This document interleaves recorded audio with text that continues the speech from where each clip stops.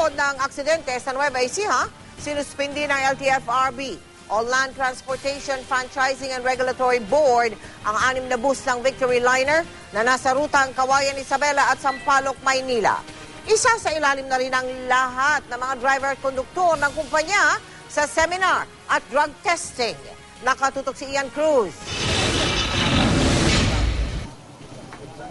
Maliban sa bus na ito na naaksidente sa Muñoz, Nueva Ecija kahapon, 5 pang bus ng Victory Liner ang may biyaheng Kawayan, Isabela, Sampaloc, Manila. Pinatawa na ang mga ito ng 30-day preventive suspension ng Land Transportation Franchising and Regulatory Board o LTFRB.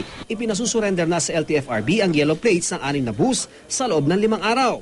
Yung interest po kasi ng public safety, nire-require niya na to prevent similar accidents para lang maunahan na, pa-inspect na yung mga units nila at pakunin na ng drug test at pa-undergo na ng seminar yung kanilang mga drivers.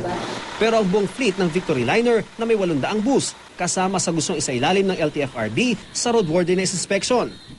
Ang mga driver at konduktor nito isa sa ilalim sa road safety seminar at compulsory drug testing. Wala pong problema, sir. Tama po para malaman kung talagang yung mga driver para makita kung gumagamit sila ng ipagbabawal na gamot.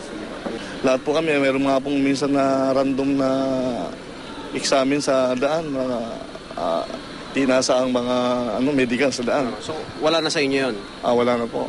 Bali, yung medical exam po namin is yearly po yan, talaga implemented po yun. Kailangan daw matapos ang proseso sa loob ng 30 araw. Sa loob naman ng 72 hours, pinasasagot ang Victory Liner kung bakit hindi dapat suspindihin, kansilahin o i-revoke ang kanilang certificate o public convenience. Ang mga parokyano ron ng Victory Liner, lalo na ang mula Cagayan Valley, tiyak na apektado ng suspensyon ng 6 na bus.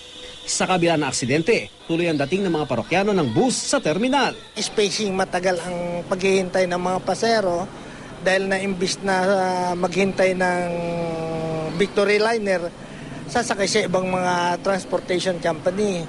Andun yung takot, sir. Kasi baka maulit-ulit. Andun. Natakot kami. Pero tuwala pa rin kayo? Yes, sir. Sana may tiwala kami sa mga bus driver at saka sa kumpanya. Ang Victory Liner Management wala pa ring pahayag kaugnay sa preventive suspension na ipinataw ng LTFRB. Nagsadya rin kami sa tanggapan nila sa Caloocan at Maynila pero wala raw doon ang kanilang operations manager na maaaring magsalita para sa kanilang panig. Pero wag daw mag-alala ang mga biktima ng aksidente kahapon dahil may kinatawa na sila sa Nueva Ecija na nag-aasikaso ng mga pangailangan ng mga ito. Ian Cruz, Nakatutok, 24 Oras.